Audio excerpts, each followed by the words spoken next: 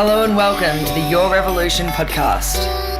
The Your Revolution podcast is a collaboration between Revolution Personal and Performance Training in Melbourne and the Me Project.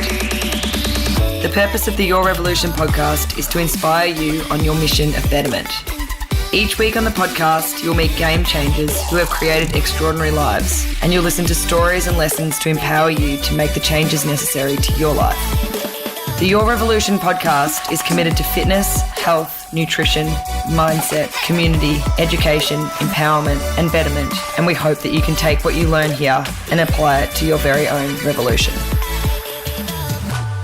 Thanks for tuning in to this episode 98 of the Your Revolution podcast with me, Luke Scott. Today we're with Lester Ho at his gym TG Strength in Cheltenham in Melbourne's southeastern suburbs.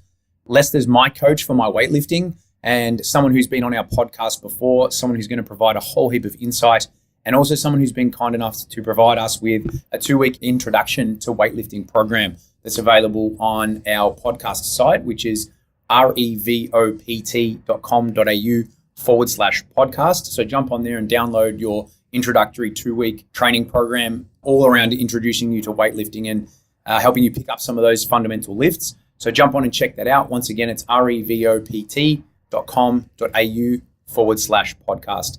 Enjoy this episode. Okay, once again, we are here for episode 98 of the Your Revolution podcast with the one and only Sensei Lester Ho, as we've just discussed. Lester has been on this podcast before, episode 22, so head back and check it out if you're looking for some more information on Lester, what he's done in the past, the journey he's taken to get to this point.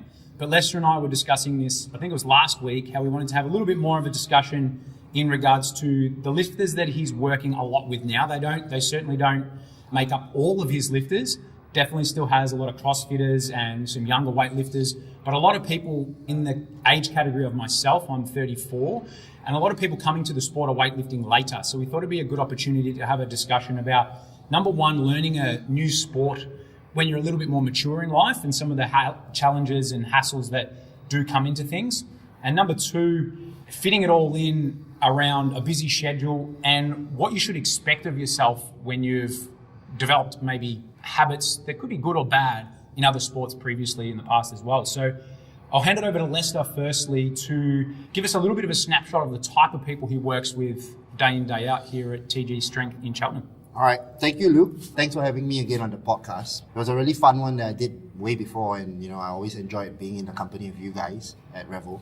As we said, it was the 4th of July, way back in 2016. Yeah, that was a long time ago. But it was fun to chat with Jane, and we've been talking a lot with yourself. I work with a lot of your guys as well. Yeah. Just a correction, you're not 34, you're technically 35 this year. I'm 35 so this year. So technically it qualifies you for masters from there.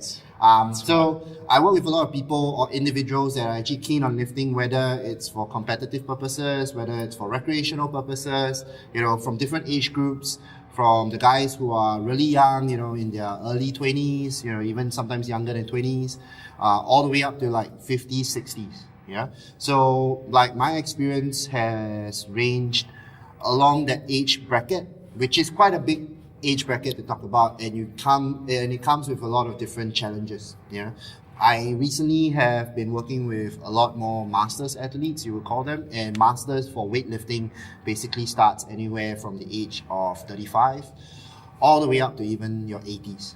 Yeah. So last year we actually went for the World Masters Games, and we had lifters within the 80-year-old age category in both male and female.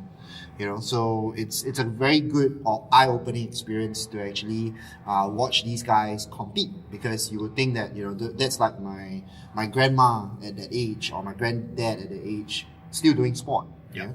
With someone who has done sport for a long time, I started off as a 10-pin bowler when I was really young. That's one of my questions, and you've just spoiled everything. I'm going to have to strike that off the sheet. I'm sorry. No, it's all good. Yeah. It's all good. Continue on. But, that's my background. I started sport at a very young age, and then I had a chance to actually develop myself as one of the top bowlers when I was younger in Singapore. And then from there, that got me interested in sport or exercise science. Yeah. And that's how I came here, studied, got in touch with weightlifting because that was part of my studies. Yeah. And funny enough, a lot of people think that, just because I'm Asian, I'm Chinese looking, and If you can't tell from his voice listening to the audio, make sure you jump on YouTube. Yeah, on the video, and people would think that I started the sport of weightlifting when I was really young. Especially with, I wouldn't say I have good technique, but I have sound technique enough to allow me to perform the lifts in a safe manner. Still enjoy it, not get too injured from it. It could seem to someone from the outside that this has been something that's been a lifelong. Yes, exactly. But to tell you the truth, I also started the sport late. I wouldn't say it's late, like not the age of 30, but I started somewhere around 26, 27 when I first picked up a barbell and actually tried doing a snatch or a clean and jerk. It is from there that I had a chance to learn more about the sport from my coach, Mr. Robert Cabas, who I always accredit all my knowledge and all my experiences to. And he has taught me almost everything I knew about weightlifting, and I've gone on to develop that further on my own. I only competed maybe for another 3 to 4 years after that, doing as much competition as I could, that my body allowed me at that age. By the time I stopped competing, I was probably around the 30s, because that was when I was trying to focus on quite a few things, like my studies, getting my research done, moving on from that, starting a family, getting married, starting a family, having 2 kids now. So basically I stopped competing because I actually enjoyed coaching a lot more. I do want to go back into competition one of these days. That was another discussion we had last week. That was another discussion that we had, and competition has always been fun, and that kind of fun is what I want to bring across to someone who's still looking for, not say a second chance, but another opportunity to enjoy sport again. Which is essentially what's happened with myself. I started weightlifting more to become proficient in the movements and to learn how to better coach them myself, being a personal trainer. But then I've seen, since retiring from local level football and any other sport myself, it's given me an opportunity to continue to compete in something, which is something that I started late last year, compete in a sport into later life. And I've found that it's something that is something that I can continue to improve with regardless of my age.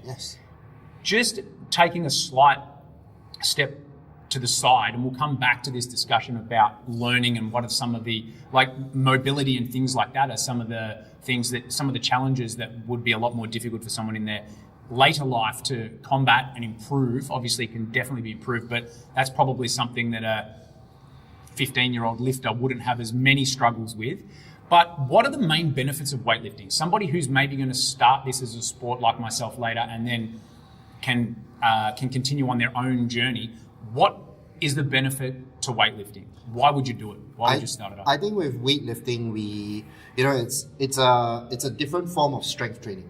So if we talk about strength training or resistance training, the common fitness attributes or components that you actually improve are things like your strength, first and foremost, your flexibility, your mobility. These two are 2 different things. You being able to control your joints as compared to how much your joints can move. Coordination. As we grow older, we slow down a little bit. The processes in our brain take a little bit more to happen. So by keeping active with that, it allows us to actually have better coordination, stability. One of the biggest things with older people is, like hip injuries, falling down and, breaking their hips or, getting injured from that. And that actually reduces their quality of life. For sure. So as we grow older, our goal is to actually try to sustain or reduce the effect of aging on our quality of life.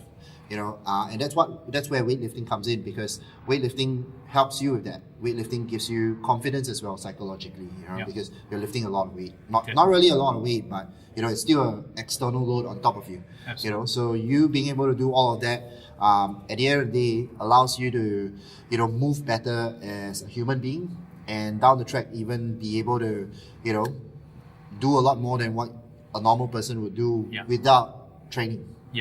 So it can be used as an assistance pretty well, given that snapshot, for any sport. No matter what sport, or even if it's just to stay fit and healthy, it's not necessarily, as we were talking about previously, progressing to masters level sport, it doesn't have to be just for that. You could be a tennis player, a 10-pin bowler, a footballer. Any sport it's going to have assistance with, and it's going to be able to be implemented into a well-structured program. And that's what you're going to see with the popularity of weightlifting now, because that's why a lot of previous sports have gym programs that involve some form or some variation of the lifts. Because it is that transferable. A lot of people don't see the efficacy of learning a lift like that, but by actually putting some time in, whether it's the off season or pre-season, learning that skill, after all, is a general movement skill. And that's going to benefit you down the track when you want to play your sport. It's as simple as learning how to run well. That will still transfer across to your running for AFL or even soccer.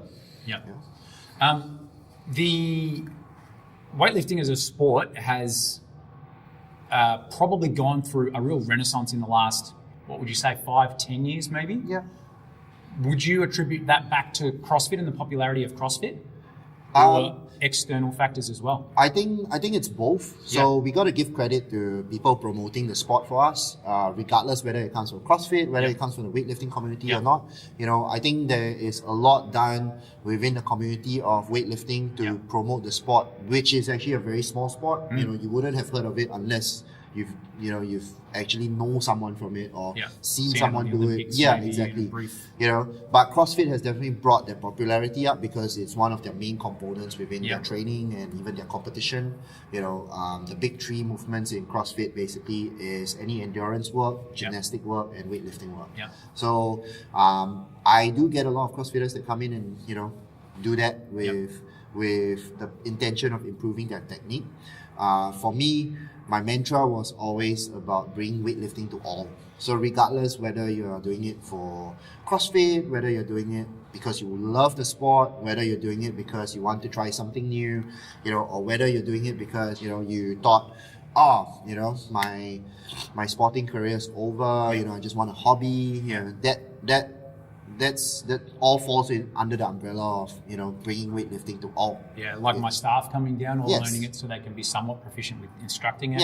Absolutely, exactly. So I guess weightlifting is something that has really grown in popularity potentially off the back of CrossFit, as well as a wealth of momentum that's been built in the weightlifting community. Powerlifting is maybe something else that has become really in vogue, I guess, at the moment. It's really probably seeing a real surge in popularity. Is there anything else of more those two would, to me, be fundamentally considered more old school strength sports? Strongman is maybe another one that is growing off the back of a real renaissance in strength training in general. Is there anything else that you can see that will be developing over the next maybe 3 to 5 years that you can see becoming more and more popular? I think a lot of it would probably be related to what an individual can do on a daily basis. So, like you brought up, any form of strength sports. Let's say weightlifting, powerlifting, and strongman.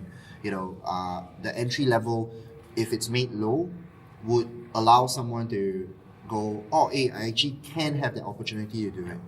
So I don't think it is limited to any sport. Triathlon, running, soccer. I think that barrier to entry. It reducing the barrier to entry and reducing that idea of as much as it is for competition, there's also that fun and social aspect there. The reason why I started a weightlifting club was because I had so much fun with the guys that I trained with at Phoenix Weightlifting, and it was almost a time that actually really developed my social aspect of coming here as a student on my own, that I wanted to bring across to everyone. That's why we have so much community events like dinners. We have barbecues here. Days where we train together, max out, that kind of thing. Because I think that's what's more important for any sport to grow. Building the community up and giving them an opportunity. Doesn't matter what level you're at. A lot of people see weightlifting as a very elitist kind of sport, but yes, for competition purposes, you have to have some kind of standard. But like we said, we want to get people into the sport first, get them to enjoy the sport. Then when they want to think about competition, they can think about it like that. Absolutely. Think of it like our become kids. proficient then. Like our kids, when we first, like I remember when I first started 10-pin bowling, I wasn't doing it because my dad wanted me to, win medals or win trophies or anything like that. I enjoyed it. Every Saturday I'll be at the alley, throwing balls down the lane and, just really enjoying the game. And, after that, I somehow got good, throwing, spinning a ball and all that. Sure. And then it became something that became competitive. So I think if people see that progression in it, that's how the sport can actually grow and get more popular. Absolutely. Whereas people go straight to the competitive side and they end up going like, you need to want to compete before you can consider training for it. Which I think which is almost reducing the entry, the level of entry. You want to learn those fundamentals first. Learn it as much as you can. Doesn't matter how long you take it. And especially if it's something supplementary to your main sport. Exactly. One of my trainers, Kiara, one of our team members at Revolution, asked me when I was heading out here, and this is a question that I think your answer is going to be, how long is a piece of string? But she asked me, how long will it take to become proficient at weightlifting? And secondly, what's the best way to improve at things? So maybe coming back to the last question that we were answering, having low barrier to entry into sports can really help them become more popular. So the CrossFit Open at the moment, people are really looking to probably improve their lifting. The lifting, the gymnastic work. Absolutely. This will probably go to air, this podcast. I think the last workout, 18.5, will be this Friday. This will be released next week, so just afterwards. So people are going to have a long pre-season before next year.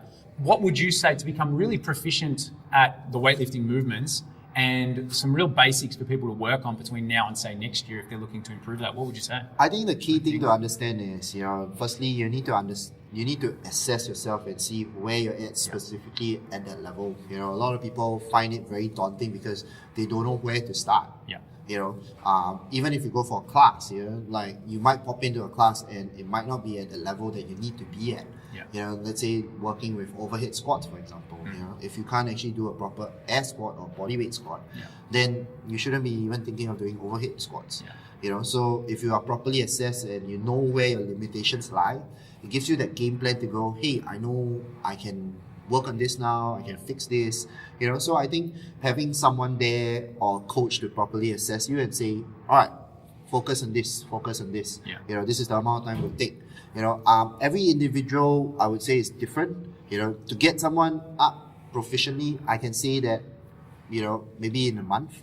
But this is not hitting numbers that would qualify them for certain comps. For sure. This is getting them to lift safely, getting them to, lift with the correct concepts in mind. For sure. Instead of just thinking of moving weight. So you can take those skills away and continue. Yeah, I take the skills away, For me, I coach a lot based on how they relate to the movement, how they can relate that movement to other movements, similar to how we extend our legs, or maybe thinking of a jump. Yeah, like I used with myself. Previously being a footballer, extend your legs. Like a ruckman, going for the mark. So that it really kind helps of you have that correlation. Yeah, so if you correlate it a lot better, it's about finding that connection, and subsequently that would make the process quicker. I can't give a specific time frame. For sure. But my guys, I try to make sure that within the 3-month mark we reassess.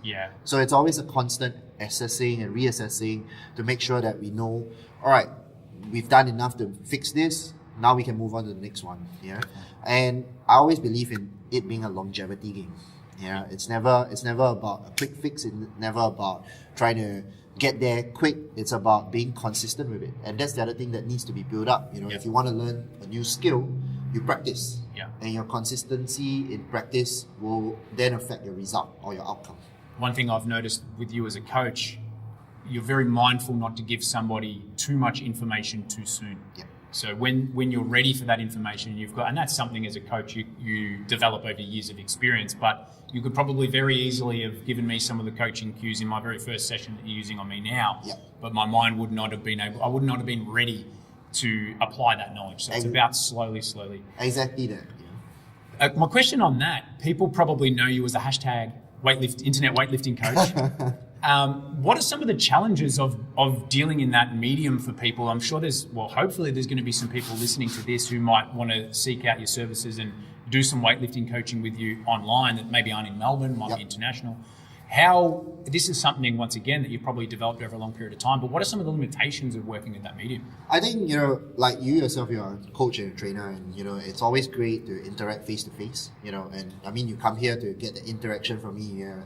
In this day and age in our society, we are always, in a way, paying for some form of attention, paying financially for some form of attention. So, to me, if you are coming to me for a service, I would prefer it to be face-to-face. For sure.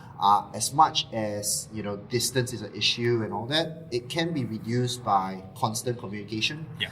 One thing I've learned a lot through the years, especially with all these remote coaching or online coaching stuff, is to actually be able to set the correct tone when you bring a message across. Yeah. You get this even in simple text messages with like your wife, for example. Yeah. You send the wrong message or you send the wrong tone and you might not get Use dinner. Capitals or something. Yeah, and then you might not get dinner the next day, or you might have to sleep on the couch. That's the kind of thing that I've picked up, not so much as a coach, but as an individual speaking to another individual. Absolutely. I believe a lot in understanding the guy's day-to-day state. So I don't just like to give a program out and then end up going, oh, okay, go do it. I want to always be able to say, hey, how are you feeling? Where you at? Where you're at. Let me know. The unfortunate thing is, I do have quite a few people that I need to coach like that. Yeah. And being able to keep up with it on top of being here for the guys at the gym, it becomes a bit of a challenge. So I do try to set aside, it's time management on my part to make sure that, I keep in touch with this guy, keep in touch with this guy, keep in touch with this guy. So it becomes almost like very similar to how you approach training, where you are a bit more disciplined. Yeah. You have the discipline as a coach to say, hey, I need to be in touch with this guy. Hey, I need to be in touch with this guy. Even the way you bring a message across or feedback across, you need to be constructive about it. Sure. You don't have the luxury of tone. Yeah, you don't have the luxury of tone, so you can't just go like, yeah. hey, you need to try to do this or something like that. You need to be like asking the correct questions, going like, is there a reason why you're doing this? Is there a reason? Then it's a bit more approachable. Yeah. One thing I find with a lot of social media related stuff is, people don't have that tone, and you reading the message would assume a certain tone, which then ends up maybe having some form of miscommunication. Yeah. I put up a lot of stuff on the internet all the time. I put up my own training, and I think that's the big thing about myself, where I'm not afraid to put it up there and say these are my limitations and all that. But I also don't put up a lot of other things saying like how I don't get enough sleep because of my daughter now, or I'm always sitting down on the couch. Doing your coaching. Yeah, doing my coaching. Yeah. Not couch and coaching. Not at the same couch time. coaching, Yeah. but yeah. Yeah, but the thing is, it's people don't see all of that. Yeah. So then when I put something up and I get questioned about it, you don't have the background information of it. Definitely. And that's the same with remote coaching, because with your athletes. I don't have that background information, or enough of the background information, especially if I've only started working with them just a little bit. You don't have a big history of that. Yeah, I don't have a big history. And then it falls back to what we were talking about assessing them, saying, hey, I need to know what's actually going on. Then I can fix you. Yeah. I need to know where you want to be, where you are. How you move. Yeah, how you move. Then I can fix you. For sure. Or help you. So Lester is the leader of the Dad Strong movement. I'm one of his disciples. Lester has two children, a 3-year-old, 3.5-year-old? 3.5. 3.5-year-old named Lachlan, and a 6-month-old. So similar to myself, I have a son who's 2.5 and another son who's nearly 9 months old now. So that comes back to going full circle back to this more mature age athlete focus that you have here. And it impacts obviously your coaching and not sleeping enough and all of those sort of things. Knowing where people are at in their point of life and in their development really will impact how you work with people. Yes. Also their training history, training age, their work, their sleep.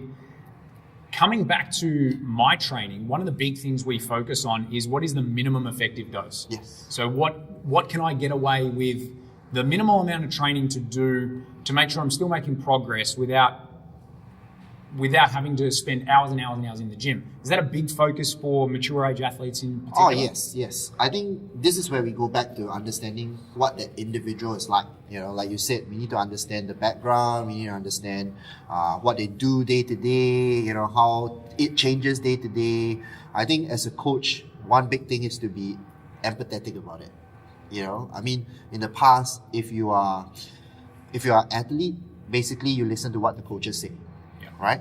But as much as my guys are my athletes, they're also a paying customer. For sure. You know, so I have to make sure that they get what they want. So you yourself get what you want. Yeah. You know, your goal is to compete, then I'll help you get there. Your goal is to just train.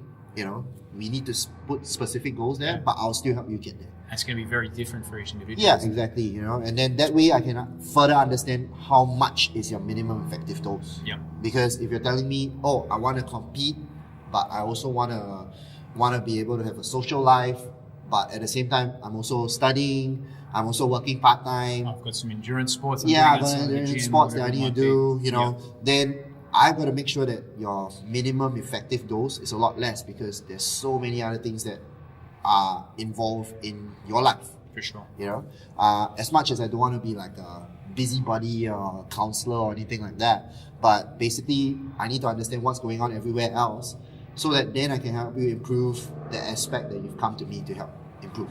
Definitely. If anyone's looking for Lester's gym, you might be able to hear an aeroplane flying over. Hopefully we'll be able to mix that out. But we're right near Moorabbin Airport in Melbourne, so about a half an hour's drive from the city. He's definitely keen for anybody to head down and train here or get in touch with him online. Website is thetraininggeek.net. Just quickly moving forward, next major competition is the Oceania Masters that we're preparing for. Australian and Oceania Masters. All right. End of May. So 25th to the 27th. That's located in Melbourne at the Ilikos weightlifting stadium in Hawthorn. Then Barcelona following that. So you've got, I think, 3 lifters. Currently, I have 3 that have already qualified. Yeah. I'm looking to qualify another 3 more. Oh, and you're looking at me a little bit. I'm looking at you a little bit, but you know, on the fringes. Look, I understand you. Like myself, we are working dads. You know, we have families to worry about. We're making excuses. Yeah, we're making. We'll see how we go. But your athletes traveling really well? Yeah, my athletes are traveling really well. We're in the process of doing some fundraising for them. That was the next question. I think the key thing as well is just because it's still very early to, you know, the one in May, which is the Australian and Oceania Masters. My guys are like yourself. We will have a big contingent competing again. You know, I think almost close to 10 people. You know, we'll try to put a good showing there again. You know, you guys do all the work. I just have to be thankful for that. Load the plates. I load the plates. That's all. Yeah. But we want to try to use that as a good indicator of where they're at. Yep. Also mentally, so that we know, all right, we need to work on these issues. You know, iron it out before we actually hit to Barcelona for the big one. So, if anybody out there is listening and wants to help with the fundraising for this trip to Barcelona, how can they get involved? They can either email me on, you know, lester.ho.kw@gmail.com. So lester.ho.kw@gmail.com. Also, if you've got any training inquiries, I'm sure that's where they can get in touch with you. Yeah, definitely. On my website, you know. The other thing as well is thetraininggeek.net. My website, we're running actually a workshop. You know, on the 21st of April, it's a 2-session workshop. It's to teach you the basics, so learn how to lift. We're running it here at the gym from 9 a.m. to 11 a.m. for the snatch session, and then from 12 to 2 p.m. for the clean and jerk session.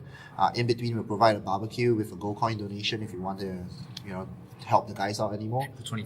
April 21st. So all those proceeds will actually go to funding the team over there. You know, we want to pay for, like, my goal as a coach and as the owner of the club, I want to try to, you know, finance their accommodation as much as possible because that's the big one. For sure. You know, we calculated and that will cost us quite a bit. So I want to try to see if the gym can actually finance that as much as possible. So all they got to worry about is their flights, maybe a bit of food expenses, you know, their entry fee, lifting suits. They'll probably wear their own lifting suits, so I don't have to worry about that too much. You know, so as much as possible. The difficulties of a master's athlete is the support. For sure. You know, there's not enough support from the weightlifting organizations to, you know, fund them to go for competitions like that, even though they're representing the country. It's almost all self-funded. I want to do my best as a coach for them as much as possible. Definitely. Any sponsorship, if anyone's listening that wants to help out, get in touch. Thank you. Jane has already asked you this question, but potentially it might have been updated or changed slightly since episode 22, 2 years ago almost. Yep. What is your purpose as a coach? My purpose as a coach is to get everyone to enjoy the sport. That's the essence of being a coach. As much as getting someone better at the sport, they need to enjoy it. Because with enjoyment comes adherence, comes consistency, comes discipline, comes motivation. So at the end of the day, I want to bring weightlifting to everyone, and I want to make sure that everyone gets a chance to enjoy it, regardless of when you started, how late you started, how early you started. If you enjoy it, you're happier in life. Everything else is a lot better. Absolutely. So someone quickly that was at our last competition competing, Milosh. Yeah, Milosh, yes. 70? 70 something, I think. Pretty impressive. Yeah. You're just sitting beside him and, Yeah. He was telling me he was still nervous. I was thinking I was going to maybe be over that after a couple of competitions. So that burst that bubble pretty quickly. So quickly, the last thing that we're going to focus on, I generally like to do 20 questions with people. Yep. A one-word answer or a yes or no answer. So we can't embellish these too much. It puts you under a bit of pressure. Okay. So first up, snatch or clean and jerk? Snatch. Weightlifting or CrossFit? Weightlifting. Quads or calves? Quads. Snatch or squat or deadlift? Squat. Coach or compete? Coach. Coach or study? Coach. Coach or load bars at a competition? Coach. Masters athletes or open age athletes? You're making me choose. I've got to make this difficult, see? None. Neither. No one. Stay at home. Online or in person? In person. Instagram or Facebook? Instagram. Favorite barbell? Rope. All right. Yeah. It's a left field. People wouldn't have expected it. It's good. Favorite exercise in the gym? Snatch. Biomechanics is ? Science. Favorite meal Leanne cooks? Leanne's Lister's wife, by the way. And she's a great cook. Asian. There's a best weightlifting resource out there besides the traininggeek.net. .net.au or just .net? .net. .net. Tough one. Recently, Barbend. Barbend. Yeah. Training seems to go in cycles. We've touched on this before. What's old is new again sometimes. Any more insights into what might be the next thing to maybe have a renaissance like weightlifting? I think the renaissance in that is basically, even in high-level weightlifting, is this meant to be a It was meant to be a one-word question, but anyway, riffing on this is good. This is number 16 out of my 20, okay. so I'm happy. So what's the main thing to be next, right? Yeah, what's next? Max out. Max out, just like 1RM testing, RM everybody. testing. RM testing everywhere. Be ready for it, everybody. Biggest bang for buck exercise that everyone or most people should be doing to improve their weightlifting? Dead bugs. Dead bugs. There you go, another left field one. I like it. A lot of people don't know this. We touched on this, but you were an elite 10-pin bowler. Yep. 10-pin bowling or weightlifting. If you got a day, an afternoon to yourself, no children, no work, no husbandly duties, you could go 10-pin bowling or weightlifting. Which one? I'll do both. You do both. Very sitting on the fence here with all of these. Next, Singapore or Melbourne? Oh. So you got to ask the tough questions. Oh. The next one's even worse. Home. Whichever's home. Laurel or Lachlan? None. Say both as well. Both. Okay, both. Thank you so much for being on the podcast, Lester. Once again, if you're wanting to reach out and get in touch with Lester, the traininggeek.net, Instagram at LesterHoKW or Lester.ho.kw. So that's at Gmail. At gmail.com. And what about Instagram? Instagram's LesterHoKW, sorry. Thank you very much for being on here. Or in person, Vultry Street, Cheltenham, the Training Geek Gym. Yeah, TG Strength. Thanks a lot. Thank you very much. Thanks for listening to this episode number 98 of the Your Revolution podcast with Lester Ho. Once again, don't forget to head to revopt.com.au/podcast to grab your Fundamentals of Weightlifting 2-week introductory program provided by Leicester. Once again, that's revopt.com.au /podcast. Thanks for listening.